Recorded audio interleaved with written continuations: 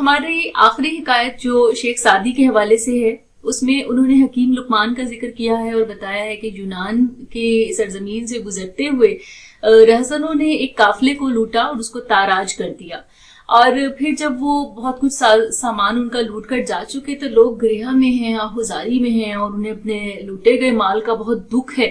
تو ان میں سے کچھ لوگ ایسے ہیں جو حکیم لقمان سے درخواست کرتے ہیں کہ آپ ہمارے لیے بات کیجئے اور آپ کچھ نہ کچھ ایسی باتیں کہیے ان کو، یا لوگوں کے ذریعے پہنچائیے جس سے ان کو کچھ عبرت حاصل ہو اور وہ ہمیں ہمارا کچھ مال تو لوٹا دیں۔ تو وہاں پر حکیم لقمان انہیں کہتے ہیں کہ وہ ایسے لوگوں کو نصیحت نہیں کریں گے یا ان کے بارے میں ایسی کوئی بات نہیں کریں گے۔ دانائی کی بات جو ہمیں اس قصے سے سمجھ آتی ہے وہ یہ ہے کہ وہ لوگ جو بد فطرت ہیں، بد تینیت ہیں، جن کی فطرت میں شر ہے، ان کو نصیحت کا بھی کوئی اثر نہیں ہوتا۔ آپ انہیں لاکھ سمجھائیں، لاکھ انہیں اچھی باتیں کہیں، لیکن جس کی فطرت میں شر ہے تو وہ کبھی بھی ٹھیک نہیں ہوگا۔